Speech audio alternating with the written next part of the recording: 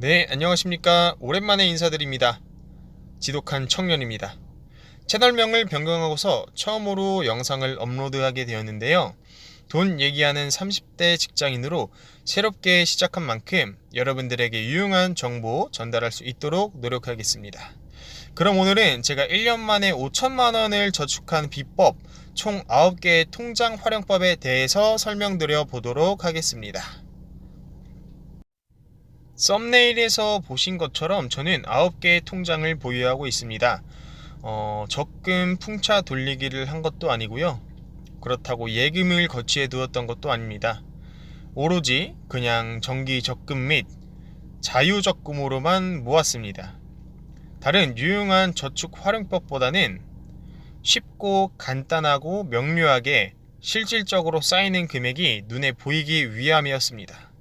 그럼 지금부터 어떻게 1년 만에 5천만 원을 모았는지 돈 얘기하는 30대 직장인이 들려드리도록 하겠습니다.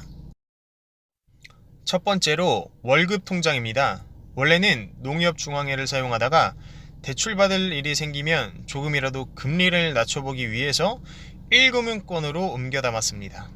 이 통장에서는 월급이 들어오면 한 달 생활비를 제외하고 먼저 다른 통장으로 목적에 맞게 다 이체를 시키고 있습니다. 이체를 시키는 통장 중에 남아있는 생활비는 이 통장으로 다 이체를 시킵니다.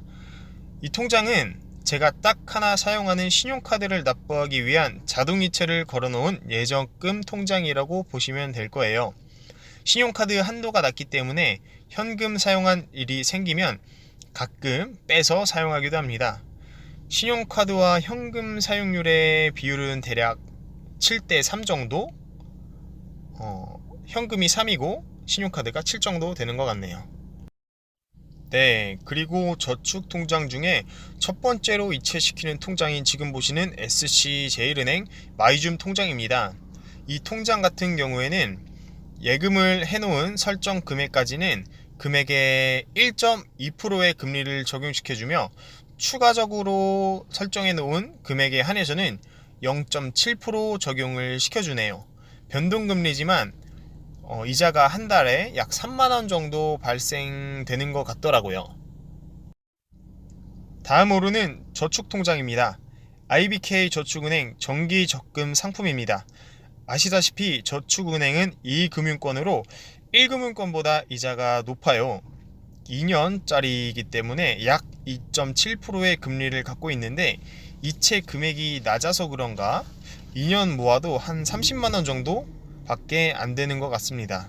물론 이 금액은 세후에 발생할 이자 금액입니다. 똑같은 저축 통장입니다. 근데 3년짜리예요. 그래서 금리도 3%이며 나중에 발생하는 이자 금액도 70만원 정도 됩니다. 3년까지 꾸준히 할 수 있을진 모르겠지만 그래도 나름 분산 투자 저축한다 생각하고 여러모로 만들어 놨습니다. 물론 예금자가 보호가 되는 상품이고요.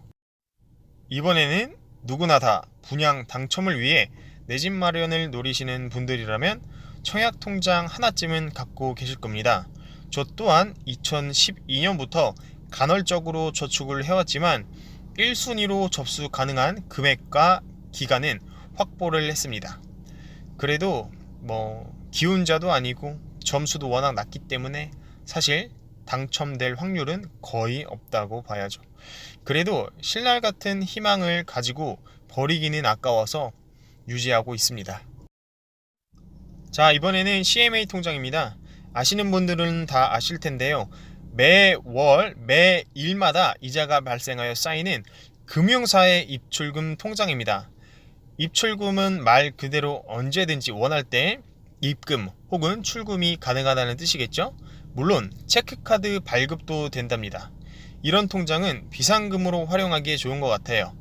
일반 입출금 통장보다 비상금으로 두기보단 그래도 조금은 이자가 더 발생하기 때문에 평소에 사용하기 용이한 통장이라고 생각되네요. 하지만 단점은 5천만원 예금자 보호가 되지 않는 그러한 통장 상품입니다. 물론 찾아보면 예금자 보호가 되는 그런 CMA 통장도 있을 거예요. 이번에는 SC 입출금 통장입니다. 사실 이건 큰 의미가 없어요. 그냥 아이언맨 체크카드를 발급시키고 싶어서 갖고 싶어가지고 그냥 했습니다. 추가 수익분이 생기면 여기다가 모셔놓고 한 번에 크게 돈 들어갈 일이 있으면 빼서 사용하긴 합니다. 드디어 마지막입니다. 이 통장 또한 이금융권 신협 통장입니다. 금리가 무려 2.7%나 되는, 게다가 비과세 상품이라 세금도 얼마 떼지도 않아요. 하지만 아쉬운 점이라는 3천만원 밖에 저축하지 못하는 그러한 한도가 설정되어 있어요. 그래도 비과세 2년 자유적금으로 저희가 저축을 했기 때문에 약 100만원 이상의 이자가 발생할 거라고 예상하고 있고요. 비과세 상품은 모든 금융권을 통틀어서 한 개밖에 개설하지 못한다고 합니다. 이 통장이 올 8월에 적금이 만기가 되면은 이자로 소고기를 한번 사 먹고 또 다른 비과세 상품 통장을 개설할 예정입니다. 지금까지 저의 9개 통장 활용법에 대해 알아보았습니다. 솔직히 크게 별 다를 건 없어요. 다만 아껴 쓰고 적게 쓰고 저축을 많이 하는 방법뿐이었습니다. 정말 그렇게 해서 5천만원 모았습니다. 이렇게 모으면서 느꼈던 점은, 제가 버는 게 한계가 있다면 줄여야 하고, 줄여도 버는 것에 대한 한계가 있기 때문에 더 많은 소득을 발생시키지 않는다면 더 많이 벌 수가 없구나 라는 거를 느꼈기 때문에 어쩔 수 없이 추가 소득을 위해 부업을 해야만 하는 상황이 발생했습니다. 다음에는 제가 본업 및 부업을 통해 순수익 6천만원을 달성한 이야기를 해보도록 할 거예요. 물론 시간과 돈을 맞바꿔치기 한 것일 뿐 다 일회성 소득이었습니다. 일을 안 해도, 잠을 잘 때도 생기는 정기적인 소득을 발생시켜야 하는데 참 어렵습니다. 그러면은 다음 영상에서는 간단한 수익 인증도 해보겠습니다. 아무쪼록 지금까지 긴 영상 시청해 주셔서 감사하고요. 우리 구독자 혹은 시청자 여러분들도 저와 같은 방법으로 알뜰하고 살뜰하게 모아서 나중에 큰 목표 이루시기를 바라겠습니다. 좋아요와 구독 부탁드리겠습니다. 다음 영상 꼭 지켜봐 주세요. 감사합니다. 지금까지 돈 얘기하는 30대 직장인 지청이었습니다.